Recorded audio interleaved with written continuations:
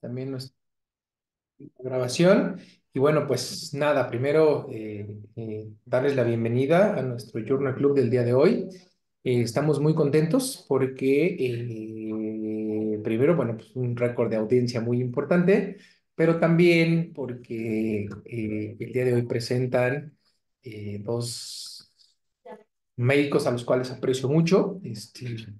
La doctora Ilse Romero y el doctor Jorge Arteaga, como ustedes lo saben, ellos hicieron terapia intensiva cardiovascular en el Hospital Infantil de México y hoy me da mucho gusto que estén, Jorge, de regreso. Te nos llevaste a irse, pero bueno, en el Hospital de Niños de Benjamín Bloom en El Salvador.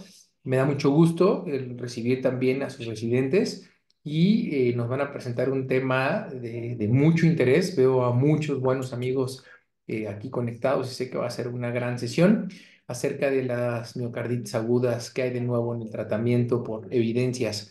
Pues sin más, Ilse, Jorge, les cedo la palabra. Ustedes coordinen a los doctores. Y bueno, pues estoy aquí a la orden y muchas gracias nuevamente por presentar el día de hoy. Adelante. Hola, buenas noches a todos. Denme un segundo. Ah, ¿ya se escucha Seneco? Sí, se escucha un poquitito el eco. A ver si quieren otra vez abrir sus micrófonos. A ver ahí. Ahí ya mucho mejor, mucho Ah, mejor. ok, perfecto. Ahí estamos. Bueno, pues nada, muchas gracias primero por la invitación, como siempre. Es un gusto estar con ustedes. Y bueno, en esta ocasión vamos a presentar, como ya bien lo dijo el doctor Charlie, pues miocarditis aguda. En parte de los que ya nos conocen, pues a Jorge y a mí, que somos intensivistas, pero ahora también nos apoyan todos los serie de doctores que vemos en la pantalla, son residentes de terapia intensiva y bueno, cada uno tendrá su parte de análisis. Les agradezco obviamente por haberse conectado y por la participación como siempre. Así que iniciamos.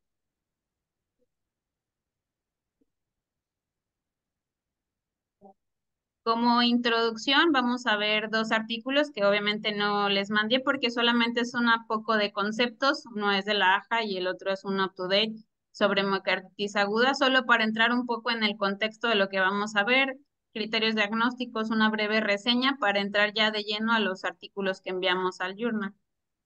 Le cedo la palabra al doctor Brian Reyes. Buenas noches a todos. No sé si me escuchan bien. Te escuchas perfecto, Brian. Ok, perfecto. Gracias. Vamos a repasar un poco acerca de lo que es la miocarditis, ya que es un tema bastante interés, como el doctor lo dijo. Como definición o concepto básico acerca de la miocarditis, se define como una inflamación del miocardio de aparición reciente, aproximadamente un mes de evolución, un mes o 3 semanas de evolución de esos cambios inflamatorios que pueden haber, que ocasionan cambios histológicos a nivel del miocardio y que estos pueden llevar a cambios inmunológicos que lo vamos a ver la respuesta en una inmunidad innata, una inmunidad humoral y que puede ser autoinmune como algunas patologías como lupus eritematoso. Siguiente.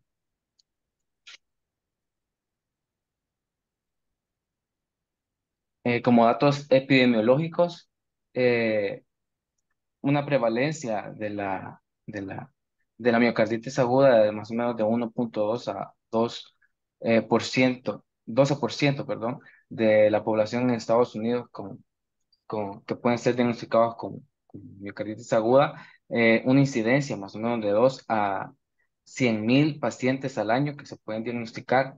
Un 27% de la miocardiopatía dilatada es secundaria a una miocarditis aguda, más ahora del auge de lo que pasamos con la pandemia, la COVID-19, que que posterior tanto en la enfermedad aguda como posterior a la infección por COVID-19 se puede desarrollar una miocarditis y esta se puede desarrollar una miocardiopatía dilatada.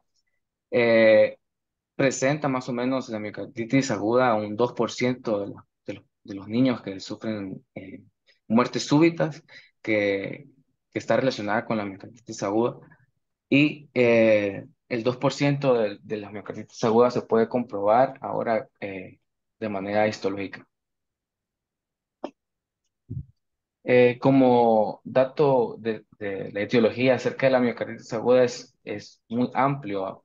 La etiología de esta que pueden ser tanto causas infecciosas como causas no infecciosas. Dentro de las causas infecciosas, el porcentaje mayor lo tienen las causas virales, el adenovirus, enterovirus, coxsackievirus, y ahora que podemos decir también el coronavirus, que fue lo que pasó en la pandemia, en pacientes que desarrollaban choque cardiogénico relacionado eh, a la infección por coronavirus.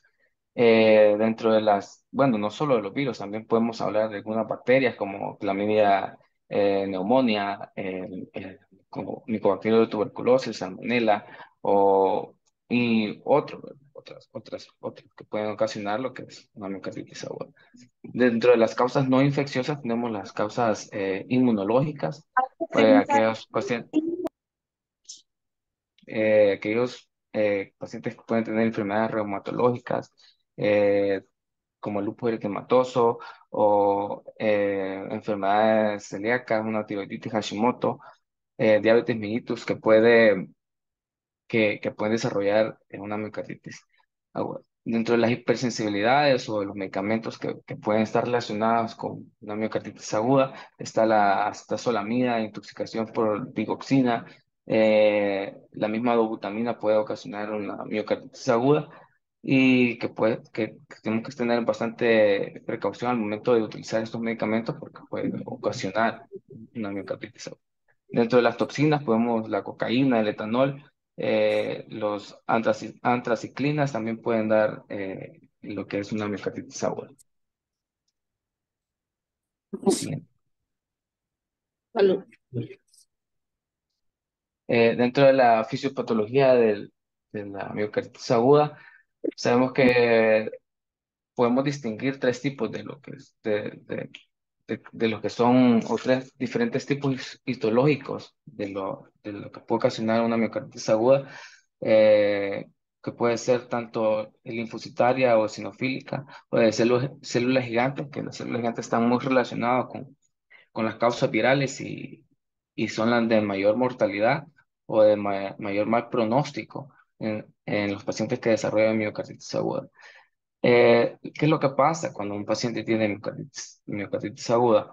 La inmunidad innata lo que hace, por ejemplo, en una infección por virus Coxsackie, el corazón o si el miocardio tiene alta cantidad de receptores para el virus Coxsackie, lo que va a ser muy sensible a esta infección y que esto puede ocasionar una inmunidad innata o aumentar los factores proinflamatorios, que estos van a activar lo que es la médula ósea, liberando ya sea linfocitos, eosinófilos, monocitos, que estos son los que se van a relacionar más que todo con el Coxsackie virus, que van a desarrollar una miocarditis aguda de células gigantes, como dije anteriormente, de la de mayor pronóstico, mayor mal pronóstico.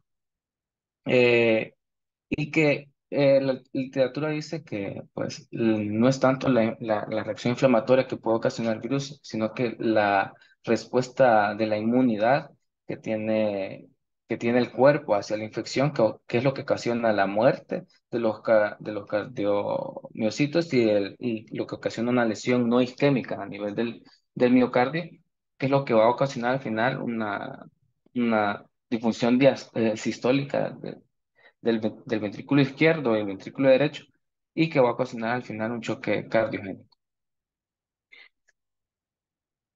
Más que todo, esto es la fisiopatología. Más o menos el diagnóstico, conforme va pasando el tiempo, fue pasando el tiempo, antes pues el diagnóstico se basaba más que todo en una biopsia endomiocárdica, que es la que sellaba el diagnóstico en su paciente. Aunque podamos ver en la pirámide de la izquierda, donde la clínica del paciente. La clínica del paciente es la base, ¿verdad? La base de todo el diagnóstico de cualquier de cualquier enfermedad y más que todo también en una miocarditis aguda. Pero para poder sellar el diagnóstico en estos pacientes se necesitaba una biopsia endomiocárdica, que conforme pasó el tiempo se vio que la biopsia endomiocárdica tenía un 25% de error, ya que esto puede ser interpretada, mal interpretada por por quien ve la biopsia o por el momento de tomar la biopsia. Puede ser de un sitio donde no pueden haber cambios histológicos y puede estar negativa. Y que esté negativa una biopsia, perdón, no quiere decir que no estamos ante una miocarditis aguda. Entonces, se vio que la resonancia magnética tuvo mucho auge. En el 2018 eh, se propusieron criterios de resonancia magnética por Lake Lewis, donde dice que un principal hallazgo en la resonancia magnética es el edema del miocardio y una lesión no isquémica del miocardio. Y también puede haber una pericarditis y que se acompañe de una disfunción sistólica. Entonces, si cumplían estos criterios o estos hallazgos cuando realizaba una resonancia magnética, podemos decir que estábamos ante una miocarditis aguda. Como siempre, más o menos en el 2021 se asentaron las bases de esto, de que la resonancia magnética es invasiva y es más sensible que la biopsia. ¿Cómo podemos pensar que un paciente puede tener miocarditis aguda? Como dije anteriormente, la etiología más que todo es viral, que un tercio de los pacientes que, que un tercio de los pacientes que se investigaron tenían más o menos un pródromo viral se acompañe de fiebre, eh, que no cese con los medicamentos y que sí se acompañe también de dolor torácico, de arritmias al momento de hacer un electrocardiograma, un bloqueo ventricular, y que además presente síncopes el paciente y podemos sospechar, podemos sospechar de una miocarditis aguda y puede ser complicado o no complicada. En este momento de la presentación no podemos decir que hay una disfunción sistólica en el paciente.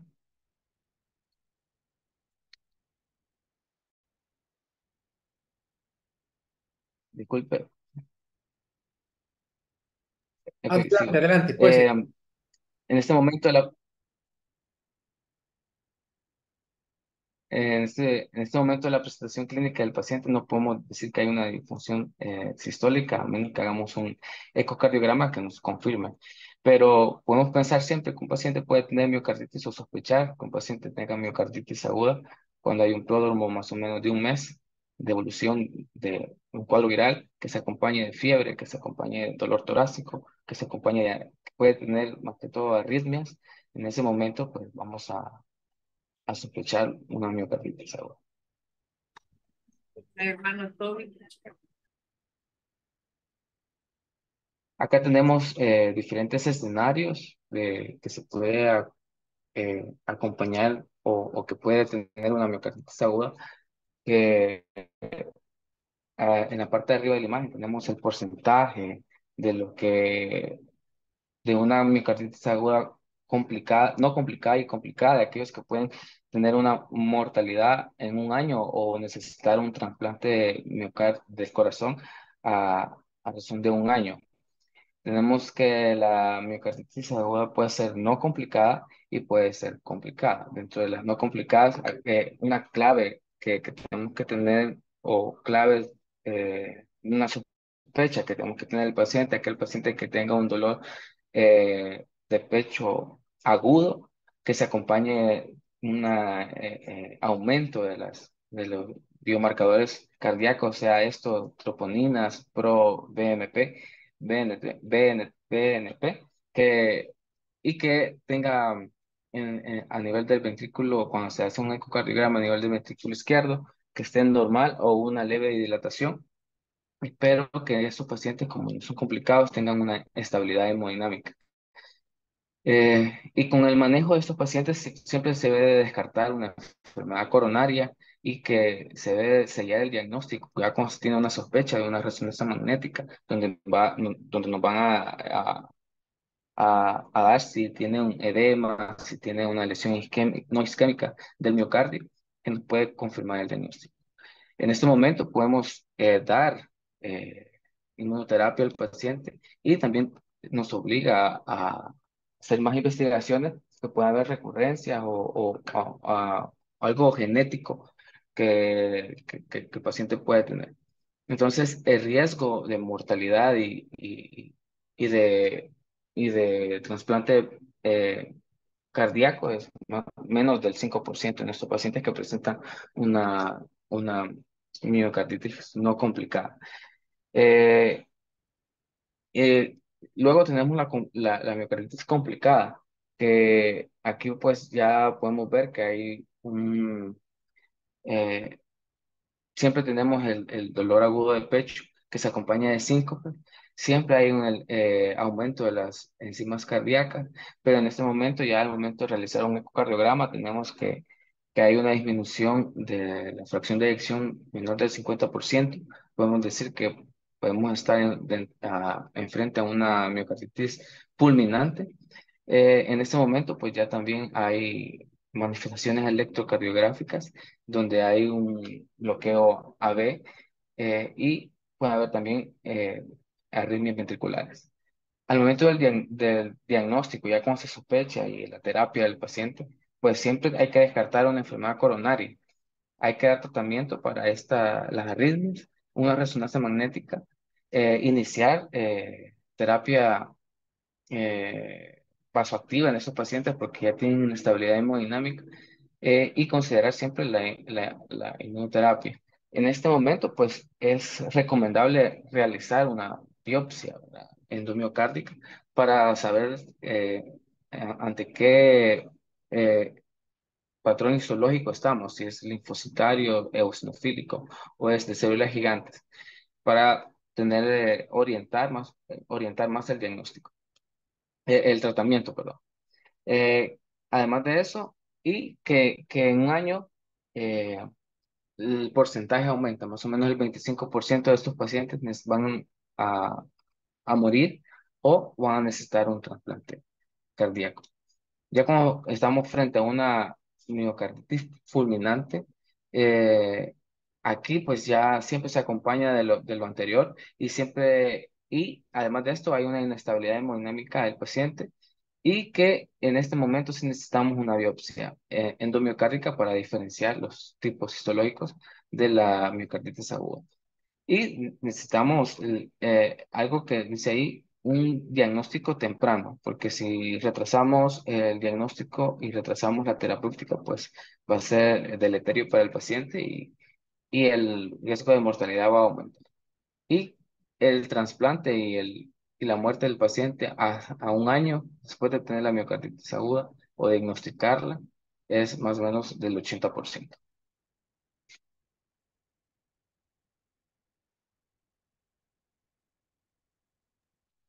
Bueno, entonces, retomando lo que dijo un poco Brian, obviamente tenemos varias opciones de manejo. Cuando ya es una miocarditis fulminante, pues no nos queda duda que la primera línea de tratamiento es el soporte ventricular. Para eso nos va a hablar la doctora Marlene Serrano acerca de la evidencia que hay del ECMO venoarterial para estos pacientes.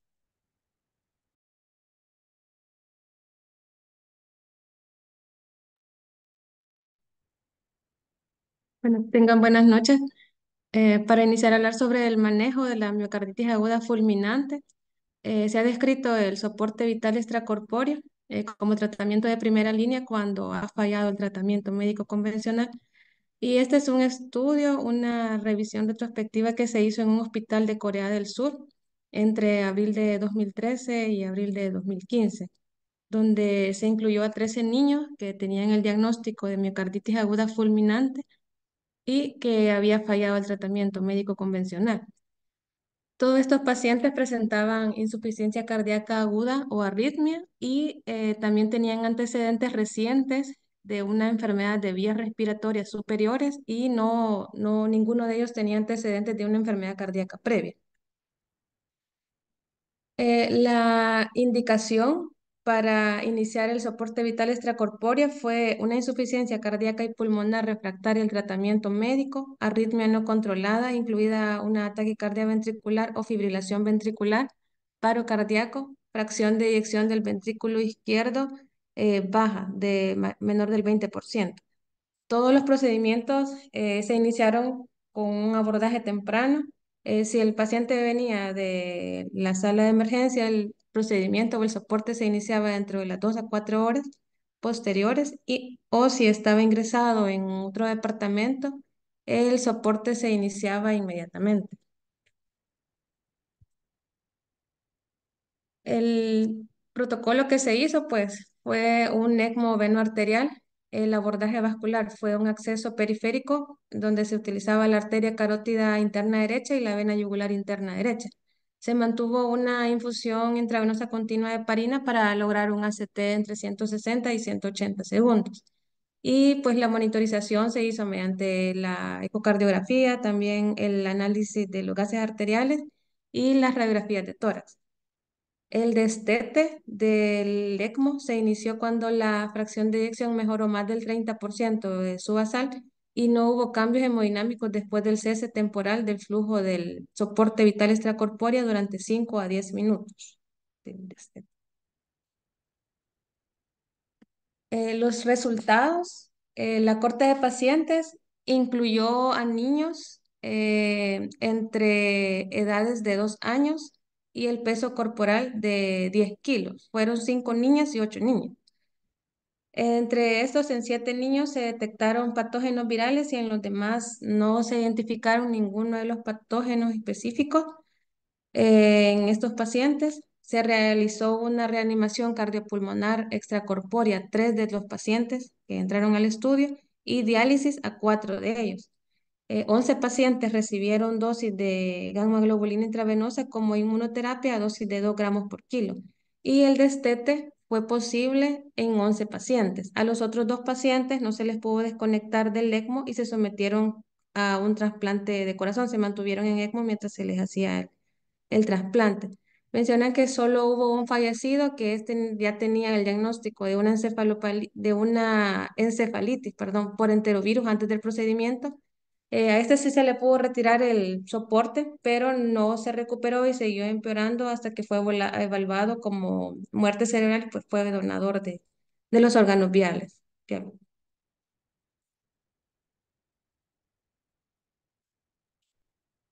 En esta gráfica se comparan la fracción de eyección. En el gráfico de la izquierda se compara la fracción de eyección con el momento de la terapia. Los pacientes previo al soporte iniciaron con una fracción de eyección de aproximadamente el 20% y posterior al soporte, en los 12 pacientes en los que se les pudo hacer el destete y que habían sobrevivido hasta el alta, habían mejorado la función ventricular y aproximadamente se les había medido en un 70% en un seguimiento que se les había hecho a los 6 meses posterior al alta. Y en el gráfico de la derecha se puede ver, o sea, comparar las necesidades de inotrópicos entre los periodos previo y post a la terapia. Se puede ver que hubo diferencias significativas de que necesitaron más soporte al inicio pues, que al final de la terapia. En el 100%, excluyendo a los pacientes que recibieron el trasplante de corazón, la tasa de destete fue del 100% y tuvieron ellos una supervivencia del 92%, que solo fue un fallecido.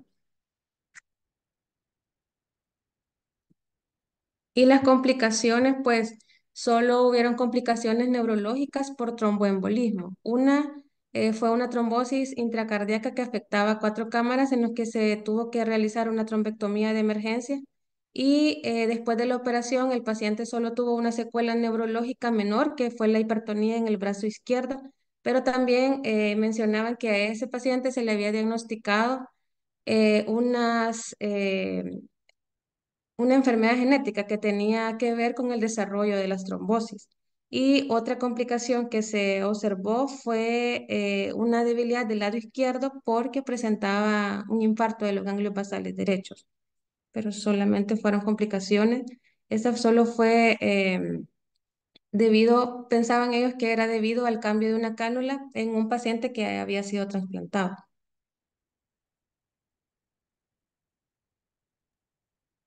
Bueno, ahora, eh,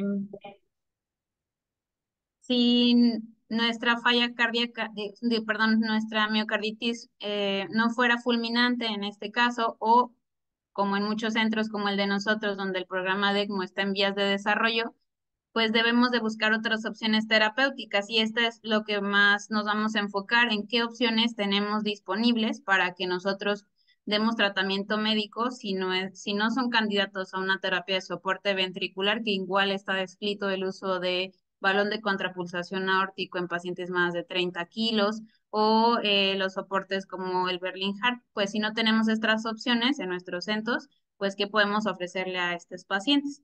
Y relacionado a esto, vamos a ver el primero de los artículos, que es el de uso de corticosteroides. Lo va a presentar la doctora Judith Mixto. Las dejo con ellos. Bueno, tenga muy buenas noches. Para continuar con el tema, vamos a hablar un poco acerca de este estudio sistemático, una revisión sistemática que se hizo y un metaanálisis donde lo que se estudiaba era el tratamiento antiinflamatorio con corticosteroides en pacientes con miocarditis aguda pediátrica. En este estudio, pues lo que se tomaron en cuenta fueron 4.134 estudios. De estos se seleccionaron 6, los cuales 3 fueron ensayos controlados aleatorios, un estudio retrospectivo que nada más se realizó en un solo centro y el resto fueron 2 estudios retrospectivos multicéntricos. De estos 6 estudios, en total se contó con una población de 604 pacientes. De estos, 287 usaron tratamiento con esteroide. De el resto, que fueron 317, fueron tratamientos convencionales para falla cardíaca, donde pues se utilizó el uso de digoxina, se utilizó diuréticos y antihipertensivos como los de la familia IECA.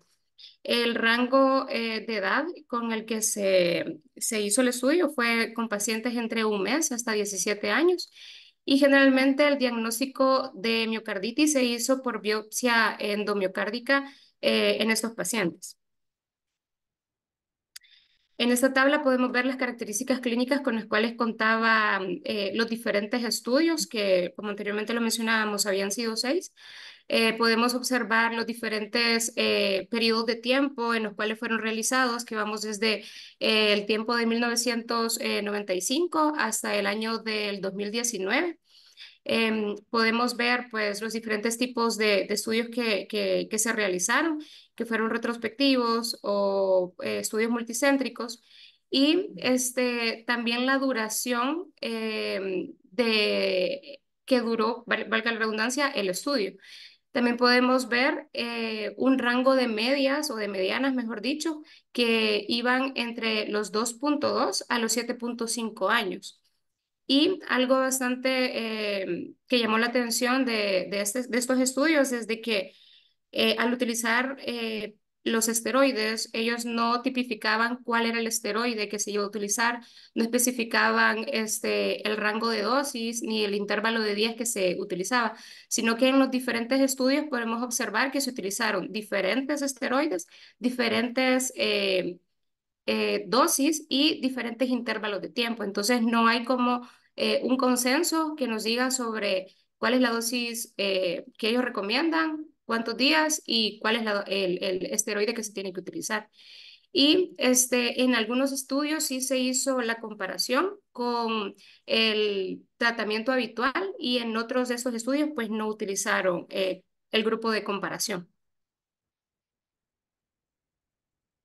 Y entre los resultados que se obtuvieron es de que mencionaban de que no había una reducción significativa de la mortalidad en estos pacientes que habían sido tratados con esteroides frente a los pacientes que no se les había utilizado esta terapia, donde tenemos un intervalo de confianza de 95% y un valor de P de 0,53. Y también otra de las características que ellos trataban de identificar era que si la fracción de eyección del ventrículo izquierdo mejoraba o no en el grupo de pacientes que había utilizado esteroides. Y en estos, pues, sí refieren de que la fracción de eyección del ventrículo izquierdo sí presentó una mejoría en el grupo de los pacientes que habían sido tratados con esteroides.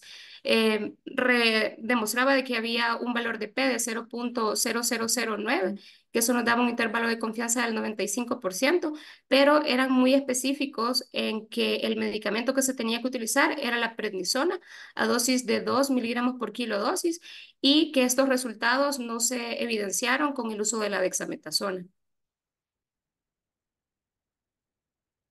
Y también hay otro estudio donde hablaba acerca de los corticosteroides, y hacía una comparación entre el tratamiento con inmunoglobulinas en pacientes que habían sido tratados pues, para miocarditis. Solamente que en este hablaba un poco, era diferente debido a que utilizaban un tiempo de seguimiento que iba entre un mes a 5 años. Y las variables que ellos trataban de demostrar era que si disminuía la mortalidad con el uso de corticosteroides o con el uso de la inmunoglobulina, si el porcentaje de trasplante cardíaco aumentaba o disminuía, o si también la fracción de eyección del ventrículo izquierdo disminuía o aumentaba con el uso de, ya sea con inmunoglobulinas o con el uso de los corticosteroides.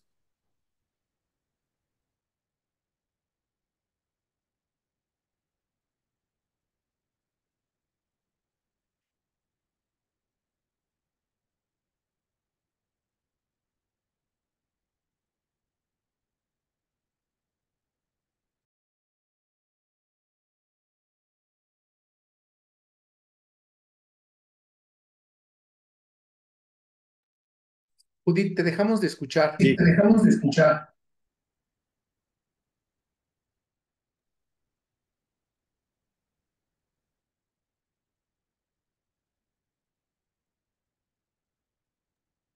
Perdón, tuvieron un problemita ahí con su audio, Perfecto, aquí pero está. va a continuar el doctor Eric Flores hablando de esta parte del protocolo donde comparaban precisamente corticoides contra inmunoglobulina en este metaanálisis. Déjeme ver si ya pudo entrar. Si no, ahorita me ha comido. Hola, buenas noches. Ya se escucha, es que me habían muteado. Hola. Ya se escucha, Eric. Ah, ok, perfecto. Vaya, la revisión que estábamos haciendo en cuanto al uso de la terapia inmunomoduladora o inmunosupresora, esta revisión es muy llamativa porque debido a la patogénesis que se describe de la miocarditis en pediatría, se describe como una herramienta muy importante la terapia inmunosupresora e inmunomoduladora, pero que sigue siendo muy controvertido el uso de esta. Se ha demostrado que cuando hay etiologías virales, el uso de la inmunoglobulina intravenosa ha demostrado tener efectos antivirales y que son inmunomoduladores muy importantes.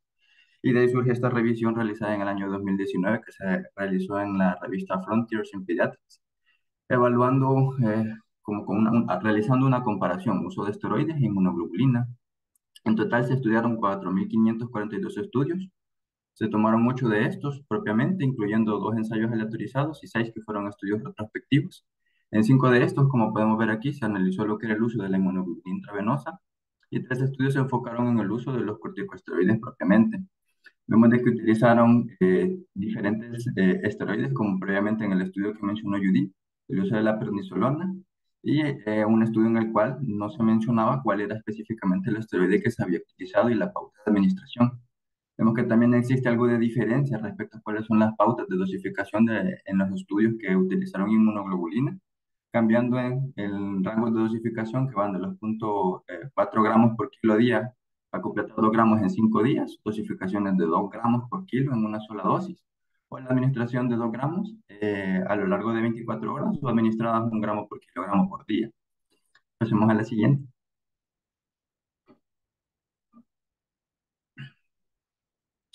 Algunos de los principales resultados que arrojó esta comparativa fue que, como podemos ver en la tabla de la izquierda, menciona que como utilizábamos como principal valoración del seguimiento, la mejoría de la fracción de eyección, así como también los casos de muerte y aquellos que llegaban a necesitar trasplante cardíaco, menciona que al comparar esteroide e inmunoglobulina, la inmunoglobulina tiene un menor riesgo de muerte y de trasplante.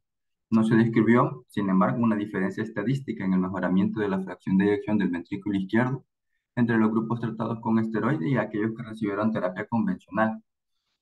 Menciona aquí una diferencia de medias que va del 5,17% con un intervalo de confianza del 95%, en favor siempre del uso de la inmunoglobulina. Pasemos al siguiente.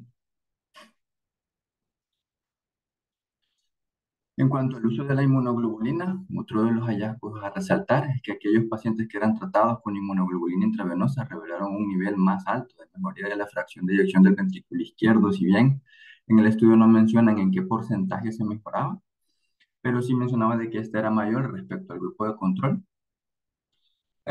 Cuando se daba el seguimiento a los 6 meses, a un año, con una diferencia de medias del 18,9% y un intervalo de confianza del 95%, con un valor de P de 0,001.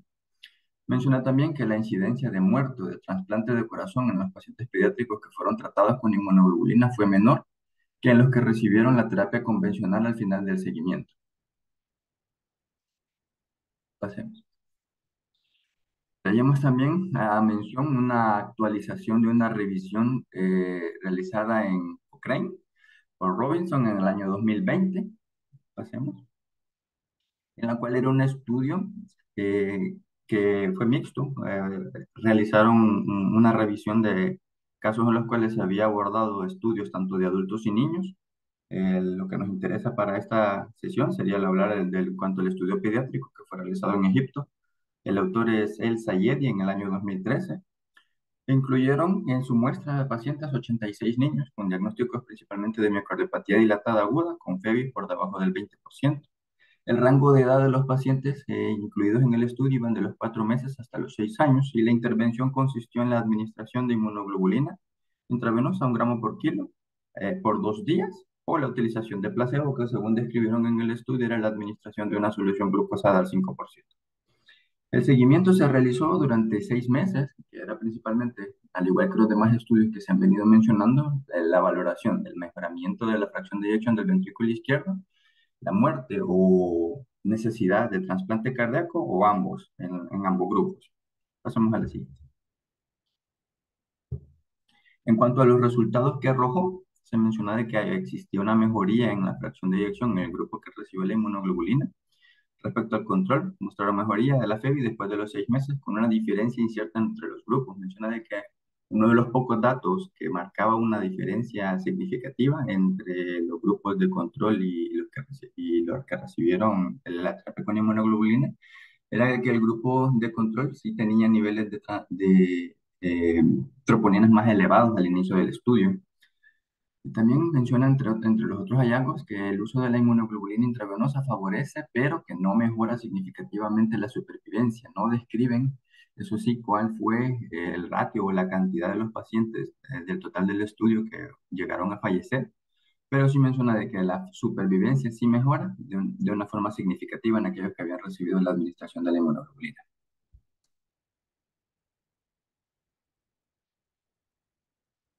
Ya está. El uso del levosimendan va a hablar lo que es la doctora Rebeca Salazar. Bueno, tengan todos muy buenas noches. Para casi concluir lo que sería la revisión de esta sesión, vamos a hablar acerca del levosimendan, que es un inotrópico positivo, el cual actúa sobre la apertura de los canales de potasio que son dependientes del ATP. Además de eso, es un sensibilizador del calcio, lo cual va a tener contribuciones tanto aumentando la contractibilidad en el rendimiento miocárdico y eso en sí va junto con un efecto vasodilatador, van a hacer que exista una menor demanda de oxígeno del miocardio. Este fármaco inició a usarse a partir del año 2005, en donde se observaron los primeros reportes de casos.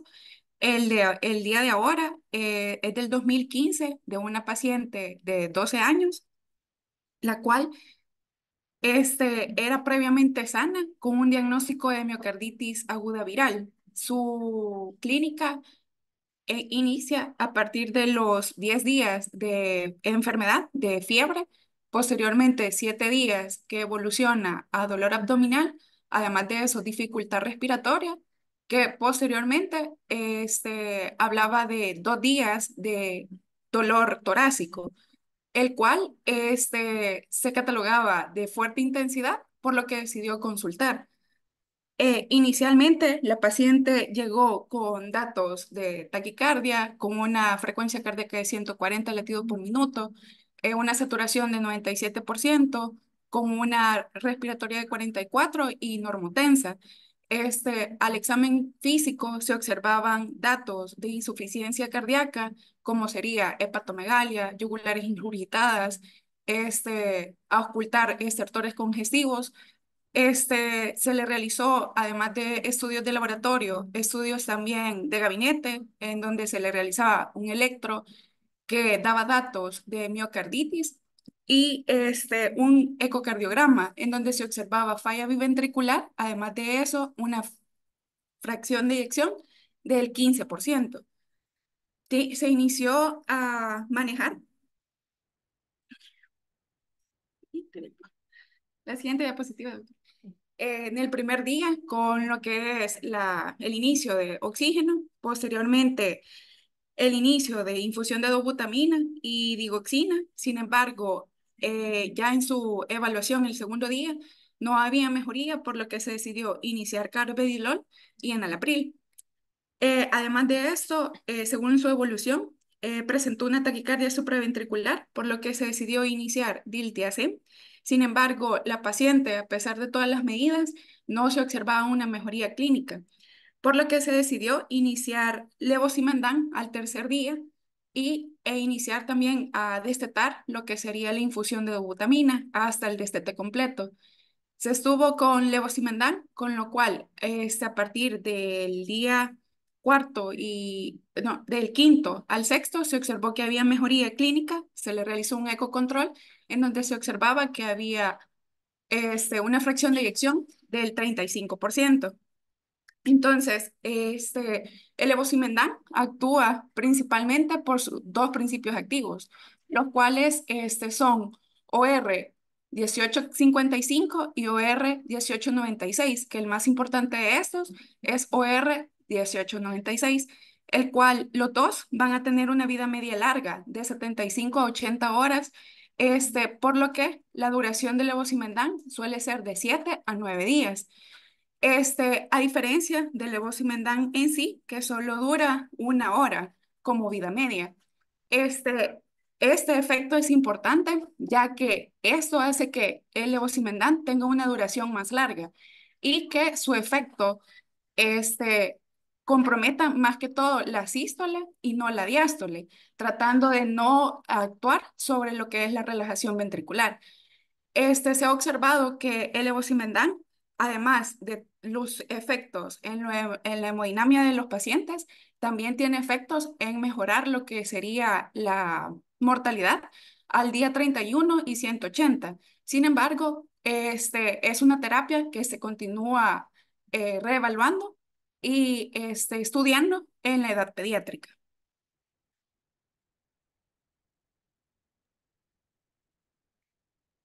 Bien, como dijo Ilse, dentro de nuestro objetivo para esta presentación, si bien es cierto, la terapia ECMO, que es la terapia para dar el soporte vital, el veno arterial en estos tipos de pacientes, sobre todo en las complicaciones, en las miocarditis fulminantes o las que van en vía de complicaciones, no todas las unidades intensivas pues las tienen instauradas como tal, además de ser una terapia de alto costo. También en los adultos se ha visto el balón de contrapulsatibilidad o también el Berlingard, que también son terapias un poco elevadas. Nuestro objetivo aquí fue buscar la evidencia científica, ver qué es lo que qué es lo que podíamos mejorar o ver cuáles los soportes que podíamos ofrecer en este tipo de terapias o este tipo de pacientes en los cuales no tenemos la accesibilidad a la terapia ECMO. Si bien vimos en el largo de la presentación de que la gamma globulina es una de las terapias que mejor ofrece o que se ha visto con mayor relevancia en la mejora de la función del ventrículo izquierdo, no se ha tenido un impacto en la mortalidad de en estos pacientes, ni tampoco se ha visto que mejore o que prevenga lo que llevarlos a un trasplante cardíaco. Sin embargo, sí se vio la mejora de la fracción de eyección del ventrículo izquierdo y se vio que estos pacientes podían salir de hospitalización y mejorar su calidad de vida.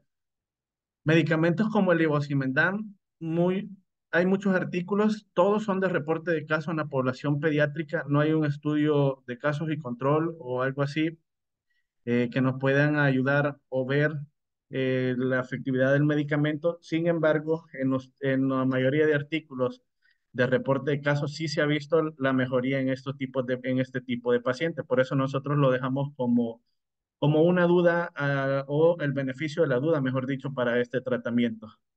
De ahí otro tipo de medicamentos que se ha utilizado y que se ha visto que han tenido buenos resultados en los adultos es el carvedilol, los IECA y los betabloc. Sin embargo, pues muchos de estos, o sobre todo el uso de carvedilol, no está descrito o no está aprobado por la FDA para el manejo en este tipo de pacientes en la población pediátrica.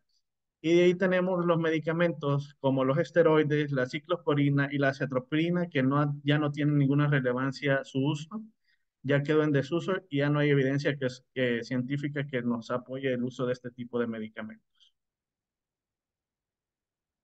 No sé si alguno tiene alguna duda, alguna pregunta.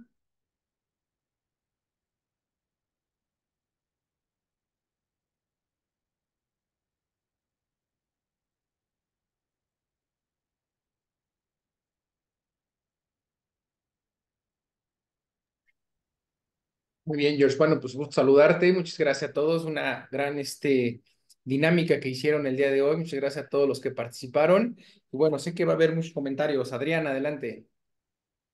Hola, buenas noches. Bueno, antes que nada, felicidades. La verdad es que hicieron un buen trabajo, un muy buen trabajo en el abordaje de miocarditis. Híjole, la verdad es que miocarditis es como mi tema favorito de la cardiología crítica. Y la verdad es que me gustaría compartir algunos hallazgos que nos ha tocado ver y sobre todo, como se pudieron dar cuenta, hay algunos vacíos en la literatura respecto a cuándo escalar el tratamiento, qué tratamiento iniciar desde el principio, cuándo hacer biopsia, cómo hacer un diagnóstico certero.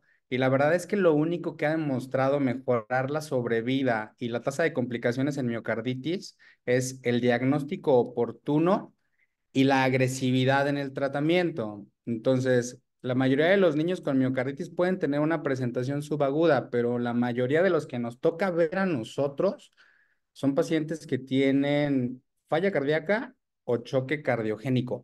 No sé si me puedan permitir compartir mi pantalla.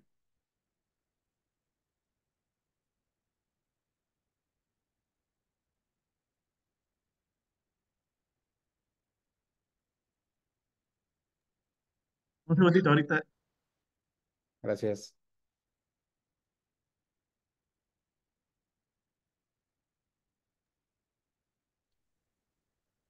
Creo que nosotros ya dejamos de compartir, Adrián. Ah, Sí, listo. creo que ya se pudo. Gracias, Ilse.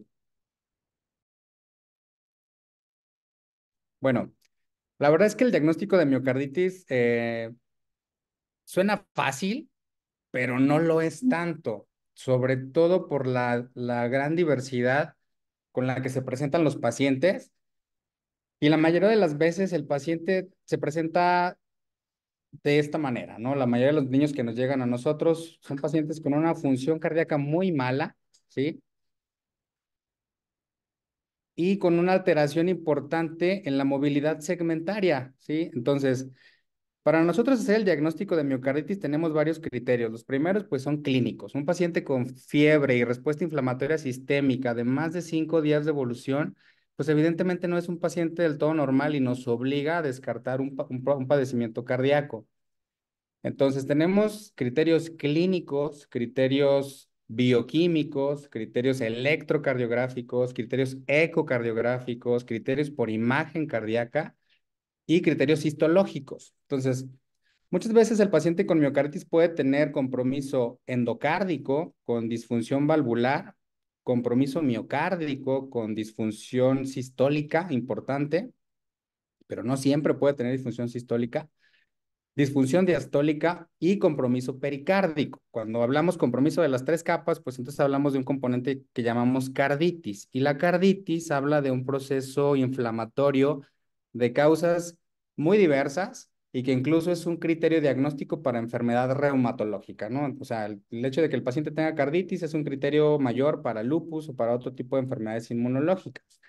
El miocardio, al igual que el sistema nervioso central, comparte receptores antigénicos con algunos virus. Por lo tanto, muchas infecciones virales pueden hacer reacción cruzada tanto a nivel del sistema nervioso central, produciendo problemas desmielinizantes con parálisis flácidas agudas o alteración en el corazón con disfunción cardíaca o una miocarditis.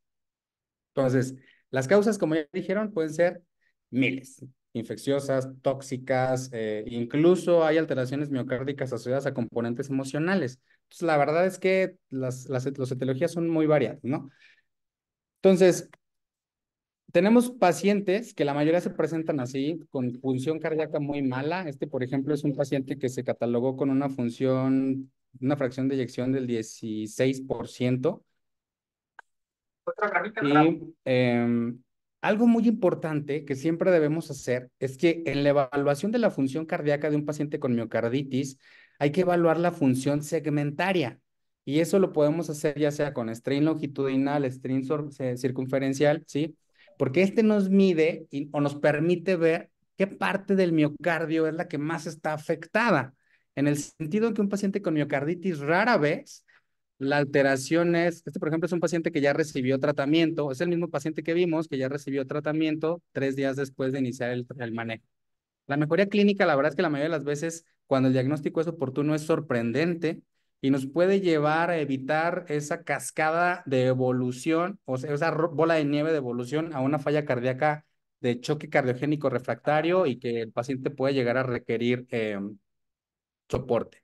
Este es el mismo paciente, el strain inicial que tenía era de -2.2 y después al tratamiento tenía un strain de -12, tomando en cuenta que el rango de referencia es de -18 para niños, con una fracción de eyección del 51%. Este, por ejemplo, este es el eco posterior al tratamiento y este es el eco inicial al tratamiento. Sí, la disfunción era bastante importante. Este es otro caso de otra niña en el cual, si ustedes pueden ver, la movilidad segmentaria es muy evidente. O sea, podemos ver que la parte apical y de la pared libre del ventrículo izquierdo está completamente asinético, ¿sí? O sea, es evidente la movilidad septal. O sea, que la función cardíaca está respetada a expensas del septum y de la parte basal del ventrículo izquierdo. Entonces, rara vez en miocarditis hay una afección global. Es por eso que la biopsia endomiocárdica tiene una sensibilidad muy baja.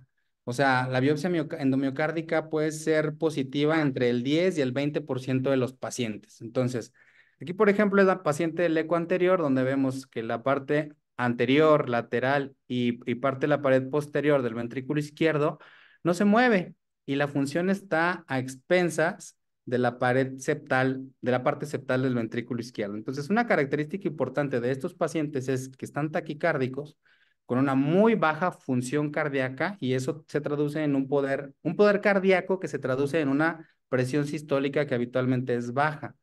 Por lo tanto, la primera medida en estos pacientes es iniciar un inotrópico. Y la mayoría de las veces pensamos, bueno, pues si el paciente necesita un inotrópico, los que más tenemos es adrenalina, es dobutamina, y habitualmente son los que iniciamos. El problema es que son inotrópicos que tienen efecto taquicardizante, que consumen más oxígeno en un paciente que de por sí ya tiene un débito de oxígeno bastante grave, entonces suelen empeorar la condición, taquicardizan más, el paciente tiene un volumen latido muy bajo y entonces el gasto cardíaco pues disminuye al haber mayor taquicardia, aparte de que tienen efecto proarrítmico. Un miocardio con lesión isquémica pues es más tendiente a realizar, a hacer arritmias, ¿no? Este es el mismo paciente después de que le iniciamos tratamiento, tenía una FEBI del 39%, pero lo que pudimos ver es que pues, el paciente hizo un derrame pericárdico. Esta paciente había ingresado por una neumonía por neumococo, ¿sí? Y a los 5 días la función cardíaca, si se fija en la parte de cinética que tenía, había mejorado bastante, pero tenía un derrame pericárdico. Entonces, esa paciente la llevamos a ventana pericárdica y tenía una pericarditis purulenta, pues por neumococo. Este es después de terminar a la semana de iniciar el manejo, tenía una fracción de eyección del 53%. Esta es la misma niña, pero ya cuando se ve realizado la ventana, entonces con una función cardíaca bastante buena. Y esa es ya extubada prácticamente, ¿sí? Esta es la misma niña, bueno, esta es ya la misma niña que había recuperado incluso la movilidad a las 2 semanas de iniciado el tratamiento. Este es un intento de eje largo, en la cual la verdad es que la contractilidad se ve bastante bien. Y este es otro caso de otra pacientita, también de 2 años de edad, que llegó con nosotros en choque cardiogénico. Si se fijan, esta paciente tiene una anatomía del ventrículo izquierdo bastante deformada, una forma de balón del ventrículo izquierdo. No es tan común que la mayoría de los pacientes lleguen así. Entonces, aquí es muy difícil hacer el diagnóstico entre una miocardiopatía dilatada descompensada por un proceso infeccioso o una miocarditis aguda en una fase dilatada. Igual, iniciamos tratamiento, nomás que no tengo el eco posterior de esta niña, pero recuperó la anatomía. Entonces, lo que nos hace sospechar en una miocarditis, ¿no? Entonces, una consideración importante en todos los pacientes con miocarditis es que todos tienen un poder cardíaco bajo y esto lo calculamos, presión arterial media por gasto cardíaco entre 451 para llevarlo a watts. Lo normal es que sea 1 o mayor a 1. La mayoría de los pacientes con miocarditis tienen una disfunción sistólica tan importante que el poder cardíaco es bajo, por lo tanto esos pacientes no pueden generar una presión sistólica alta o normal. Entonces, tratar de levantar una presión sistólica en un paciente con una alteración cardíaca severa es contraproducente porque cerramos más la vasculatura sistémica, aumentamos más la poscarga y le sumamos más trabajo a un ventrículo que de por sí ya tiene una disfunción cardíaca importante. Entonces, es muy importante ser tolerantes con estos pacientes y guiarnos más que por presión arterial, por marcadores bioquímicos de perfusión, lactato, bicarbonato, gasto urinario, llenado capilar. O sea, no tratar de mantener a estos pacientes normotensos porque tal vez nunca lo logremos o lo vamos a lograr a expensas de mayor soporte aminérgico y mayor lesión cardíaca. Entonces, una característica importante de estos pacientes son taquicárdicos y con presión sistólica baja. Entonces, si nosotros queremos mantenerlos normotensos, va a ser expensas de mayor soporte catecolaminérgico y obviamente mayor compromiso de la frecuencia cardíaca con mayor detrimento en la función cardíaca. Este es el manejo que hacemos nosotros en nuestro centro. Todos los pacientes con miocarditis confirmada, ya sea por eco, por biomarcadores y por clínica, iniciamos bolos de metilprednisolona 30 miligramos por kilo por 3 días. Seguimos 2 miligramos de prednisona 2 semanas con dosis de reducción semanal hasta completar 4 semanas. Iniciamos inmunoglobulina intravenosa 2 gramos por kilo, ya sea en dosis única o 1 gramo cada 24 horas hasta completar los 2 gramos. Y levosimendan, 0.1 miligramos por kilo por una semana. Nosotros habitualmente utilizamos levosimendan por tiempo prolongado, incluso 10 o 2 semanas, porque no utilizamos dosis de carga. La mayoría de los pacientes, cuando ustedes usan dosis de carga, los hipotensan. Y estos pacientes, ya hablamos, tienen bajo poder cardíaco y por lo tanto, pues son hipotensos, ¿no? Hacemos medición seriada de troponinas y BNP. Habitualmente los hacemos cada 12 horas. Esto es súper importante porque como bien dijeron al inicio de la plática, en miocarditis puede haber inflamación linfocitaria, que es muy típica o es la mayor parte de las veces, infiltración eosinofílica, ¿sí?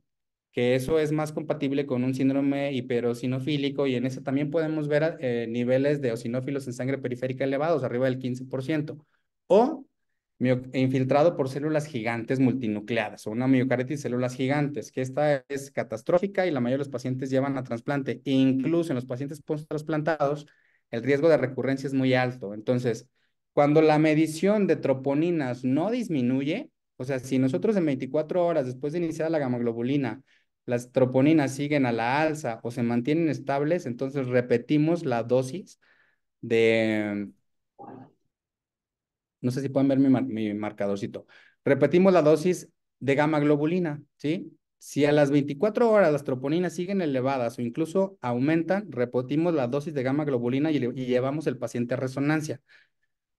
Como ya dijimos, en miocarditis es muy raro, o sea, la inflamación es parchada. Entonces, cuando nosotros tenemos una imagen por resonancia magnética, podemos captar específicamente qué área del miocardio está más afectada, ya que hacen realce tardío con gadolínio y entonces nosotros podemos identificar qué área del miocardio está más afectada para ir directamente a biopsiar. Cuando metemos un paciente a biopsia endomiocárdica, lo más accesible es el ventrículo derecho, ¿sí?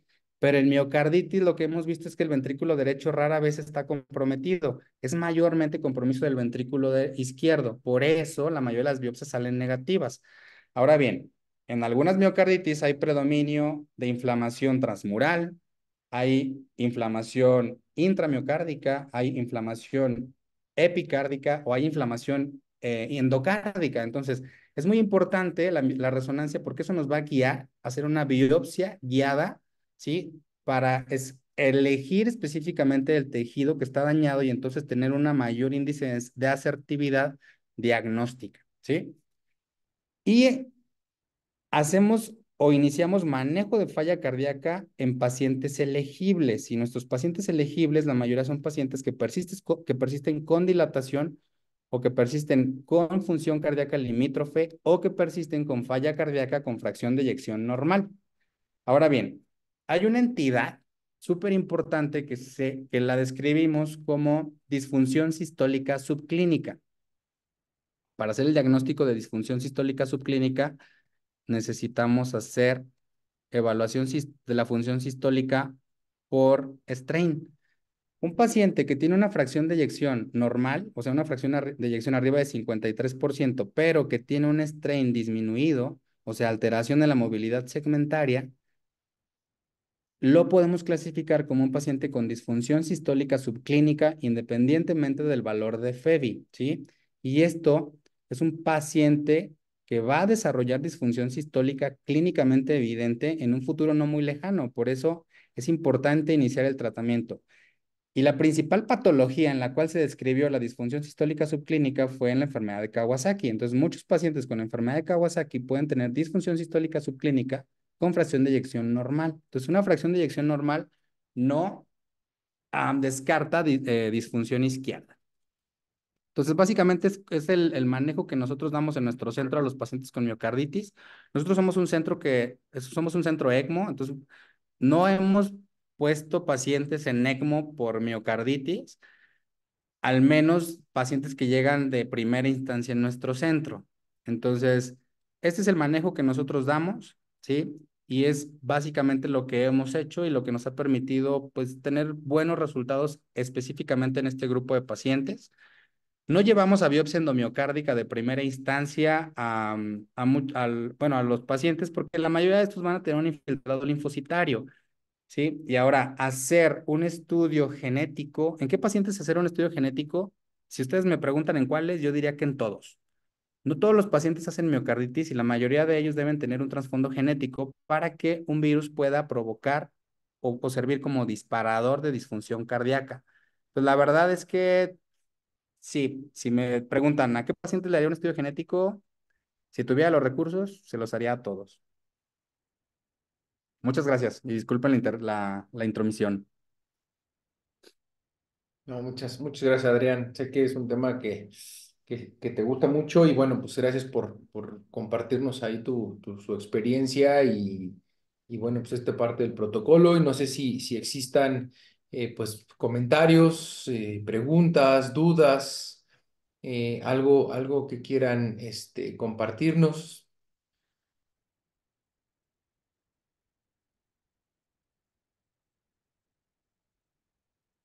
Bueno, yo quería comentarles o preguntarles precisamente a Ilse y a Jorge allá, pues la disponibilidad, ¿no? Sabemos hoy, por ejemplo, de lo que nos comentaba Adrián, el tema desde el abordaje genético, cuál es la disponibilidad, tanto a lo mejor aquí en nuestros centros, de estos estudios que se pueden realizar, se pueden hacer de una manera habitual o no, creo que sí es parte importante, y la disponibilidad también primero por costos, ¿no? De los medicamentos, ¿no? Tanto de la gama como del levosimendan, etcétera. Sabemos hoy, a final de cuentas, como bien lo comentaron, del paciente en falla realmente ya refractaria que necesita soporte, pues los costos, etcétera, la disponibilidad, pero más bien ahora que ustedes regresaron, ¿a qué se enfrentan en su centro en cuanto a la disponibilidad de estos medicamentos y de los costos y del abordaje a final de cuentas, ¿no?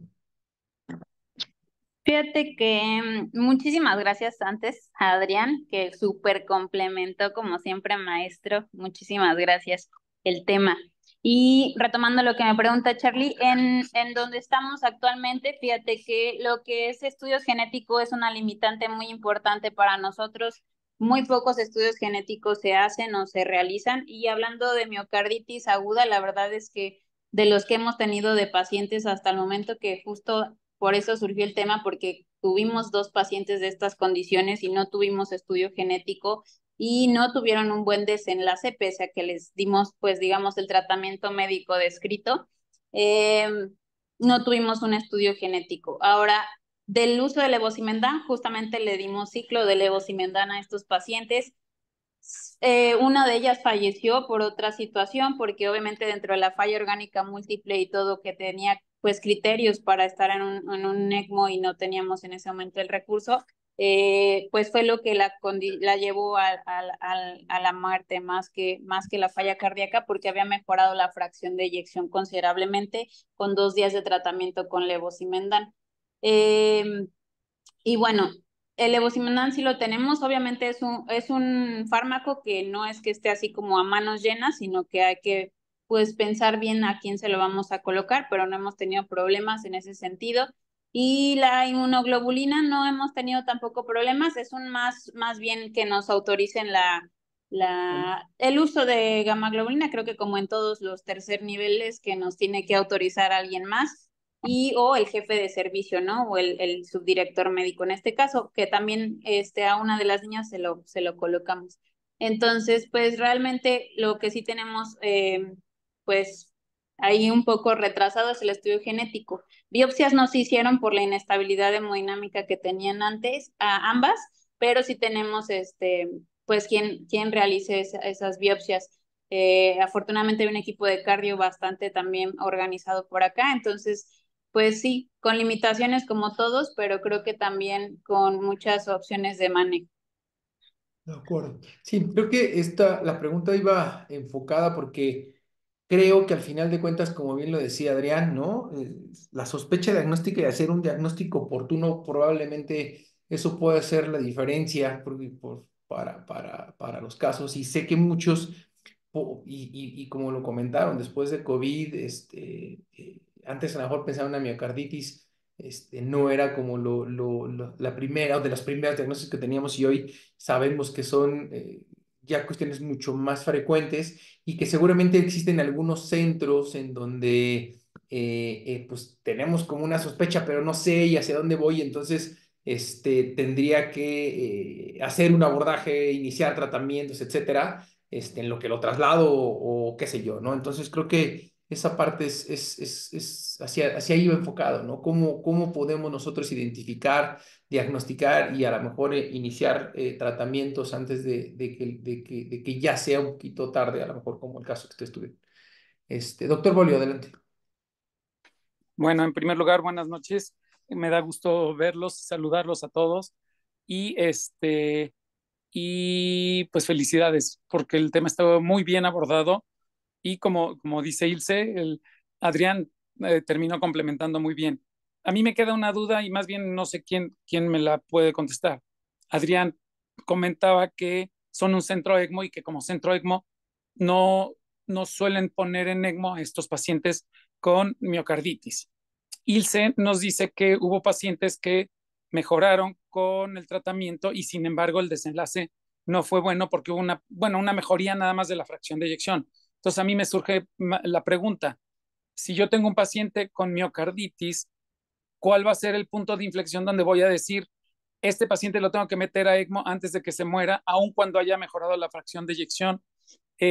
¿Cuál sería entonces para ustedes intensivistas y los cardiólogos ese punto donde debemos decir, el paciente tiene que entrar a ECMO y no como una emergencia? O sea, digo, cuando estudiamos ECMO, sabemos que el ECMO cuando está en una emergencia, bueno, pues es lo que le salva la vida, pero el ECMO como puente a recuperación de una miocarditis, eh, eh, eh, por ejemplo, ese paciente que mejoró la fracción de eyección, si hubiera estado en ECMO, a lo mejor le damos más tiempo de evolucionar a su miocarditis y se puede recuperar. Entonces, creo que ese, o a lo mejor ese es el meollo del asunto, o que ese es el meollo del asunto.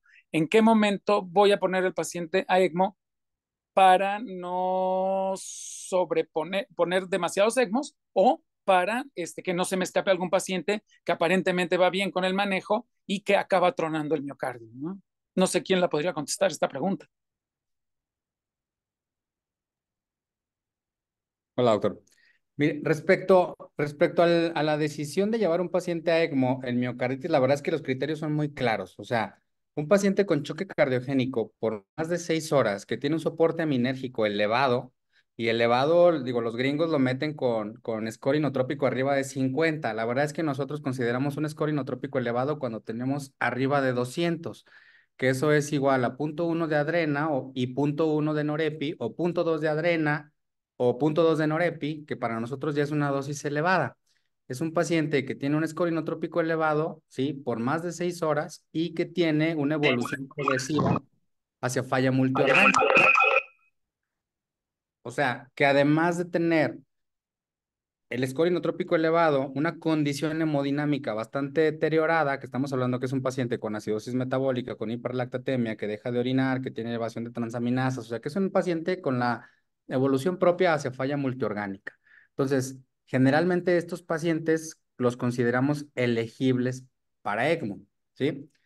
Tomando en cuenta que un paciente con miocarditis, con falla cardíaca severa, con un poder cardíaco muy bajo, aumentarle la poscarga con el ECMO nos va a traer mayor compromiso de la función izquierda. Entonces, siempre tenemos que considerar que un paciente con miocarditis y poder cardíaco bajo va a requerir, pues, descompresión del ventrículo izquierdo. Entonces, manejar un paciente en esas condiciones es muy difícil porque es muy difícil lograr la descompresión. Ahora bien, muchos centros utilizan algo que llaman ECMO lava, o sea, meten la cánula venosa directamente en el atrio izquierdo y entonces de esa manera ellos evitan colocar una cánula extra para ventear. Entonces, el criterio, le digo, para elegir un paciente a ECMO es ese. Es un paciente con choque cardiogénico refractario, con un score inotrópico elevado y que tiene una evolución progresiva hacia falla multiorgánica. Ahora bien, aquí estamos hablando de un paciente con una miocarditis fulminante o una miocarditis con un manejo subóptimo, el cual está ya en una fase pues de choque cardiogénico de una miocarditis. Entonces, ahora tenemos miocarditis que son primarias y miocarditis secundarias. La mayoría de las miocarditis que nosotros vemos en terapia intensiva son secundarias, ya sea a procesos infecciosos o procesos isquémicos, pero hay pacientes con una condición primaria, ya sea una miocardiopatía dilatada o una enfermedad por depósito o, vamos, muchas etiologías que nos pueden llevar a una miocardiopatía o un paciente con miocardiopatía por antracíclicos o una miocarditis por algún otro tipo, ¿no? Entonces, el score inotrópico es un marcador importante. Y otro que tenemos que tomar en cuenta es la tormenta arrítmica. Un paciente con miocarditis y tormenta arrítmica es un paciente que debe ir a ECMO. Entonces, vamos, serían prácticamente eso, el score inotrópico y arritmias intratables en el contexto de miocarditis. Esos son pacientes que invariablemente tendrían que ir a ECMO o pacientes que no tienen una respuesta adecuada al manejo médico. Básicamente es como pues como la estrategia para elegir o dejar fuera a un paciente. Ahora bien, entre más tiempo de choque, evidentemente la respuesta al ECMO también es peor. O sea, los pacientes que tienen más tiempo chocados, la lesión por reperfusión también es más intensa y pueden no irles tan bien, ¿no? Entonces, el tiempo siempre es una limitante o pues una herramienta súper importante a tratar en cuenta cuándo llevar al paciente a ECMO. No sé si Ok. contesté su duda, doctor. No, sí, sí, sí, sí. Sí, la verdad es que sí. Sí, justo yo quería ahí como, perdón, a lo mejor creo que le moví algo. Bueno, Por mí, nada más. perfecto, gracias. Más bien era como, justo eso es que a lo mejor cuando Adrián comentaba que no ponían muchos o no ponían tantos pacientes, me imagino que quiere decir mucho que son pacientes que responden a este manejo que ellos tienen, ¿no? Entonces, a final de cuentas, el inicio del tratamiento, pues siempre es agotar el tratamiento médico para no llevarlos, pero pues sí saber hoy que los mejores resultados hoy, a final de cuentas, en ECMO venos arteriales son las miocarditis, ¿no? Es donde mejor resultados han tenido, y sobre todo pensar en una recuperación, antes de llevarlos como puente a trasplante o algún otro dispositivo, ¿no? Sí, otra cosa muy importante. La verdad es que la disfunción miocárdica en un paciente crítico es algo que debe tratarse con bastante agresividad y premura. Así como tratamos el paciente con anisocoria, el paciente neurocrítico que hace anisocoria y que lo llevamos a TAC, que lo descomprimimos y, o sea, todas las condiciones de emergencia de salvamento en un paciente con anisocoria o en un paciente con paro cardíaco que iniciamos reanimación inmediata y que se dan todas las medidas o vamos, la falla cardíaca aguda es algo que se debe tratar con mucha agresividad. O sea, no es algo que debamos ser muy tibios en ese aspecto. O sea, es algo que se debe tratar de una manera muy, muy agresiva y a veces incluso, vamos, te digo, hay pacientes que llegan con disfunción sistólica subclínica y la disfunción sistólica subclínica en un contexto de un paciente con arritmias o con incluso taquicardia, respuesta inflamatoria sistémica, pues debe tratarse como miocarditis. Entonces, ante un diagnóstico de miocarditis hay que darle tratamiento de miocarditis. Y la verdad es que, como pueden ver, la verdad es que el tratamiento es muy ambiguo. O sea, hay quien dice, yo le dejo esteroide, yo le dejo gamma, yo le dejo manejo inotrópico. Y el inotrópico ideal en este tipo de pacientes sería un inotrópico que no consuma oxígeno y que no tenga tanto efecto taquicardizante, porque evidentemente la taquicardia es lo que más los compromete. Y la mayoría, pues digo, usamos levosimendan por muchos efectos benéficos, tiene efecto antiapoptótico, es cardioprotector, o sea, un montón de beneficios que tiene, ¿no? Entonces, por eso lo utilizamos, pero a veces estos pacientes requieren inotrópicos como el calcio, y a veces les dejamos infusión de gluconato de calcio porque en México no tenemos cloruro. El problema con el gluconato de calcio es que necesitas una vía específica y a veces te tapa la vía porque se precipita y es un desastre, pero casi siempre el manejo inotrópico que nosotros dejamos en nuestro centro es levosimendan e infusión de gluconato de calcio y utilizamos unas dosis de gluconato de calcio caballescas, o sea, utilizamos dosis de 30 miligramos por kilo por hora, que luego la enfermera dice, doctor, pero le tocan 50 ámpulas de gluconato.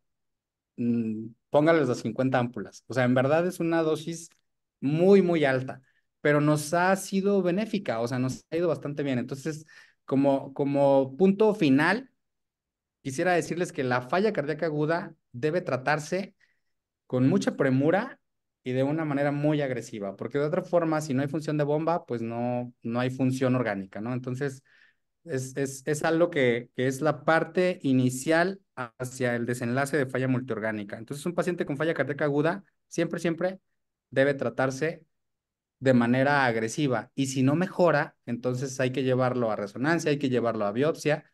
Y si no mejora, o sea, si un paciente tiene elevación progresiva de troponinas, entonces manejarlo como una miocarditis de células gigantes, porque el único tratamiento, pues es inmunosupresor. Y el tratamiento es específicamente igual al que se utiliza en los pacientes post-transplantados.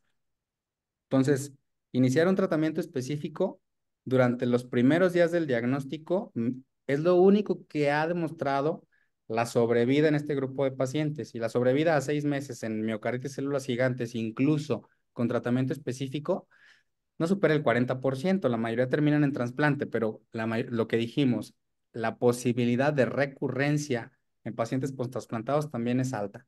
Entonces, les va mal, incluso aunque los trasplanten. La verdad es que lo mejor es el diagnóstico oportuno y la agresividad en el tratamiento. De acuerdo, Adrián, muchas gracias. Muy bien, bueno, pues no sé si tengamos más preguntas, comentarios.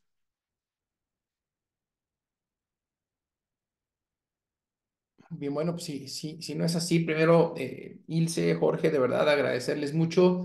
Me da mucho gusto tenerlos aquí, seguir en contacto. También gracias a todos los doctores, a sus residentes que presentaron el día de hoy. Coméntenle, ya saben que es un foro abierto en el que estamos aquí todos los lunes, entonces siempre bienvenidos, no nada más cuando esté Jorge o Ilse. Me va a dar mucho gusto verlos a todos por aquí. La próxima semana le toca al doctor Guillermo Godoy la presentación, ya les diremos por ahí de qué se va a tratar, les mando los artículos. Bueno, Ilse, Jorge, no sé si quieran concluir con algo. Pues nada más agradecer por la oportunidad que nos dieron de esta participación, felicitar a cada uno de los doctores que participaron, lo hicieron excelente. Y pues Adrián, muchas gracias, complementaste el tema de una forma gigantesca. Tu aporte fue súper bueno y con las imágenes que nos mostraste y la experiencia que ustedes tienen como centro. Nada más que no me queda más que agradecerle a cada uno por haber estado presente y por la participación y por la oportunidad que nos dieron de participar a nosotros. Perfecto, George. Muy bien. Bueno, pues muchas gracias a todos. Por ahí les mando los links de las sesiones pasadas que no los he mandado, pero por ahí se los mando. Y gracias y nos vemos la siguiente. Buenas noches a todos. Gracias.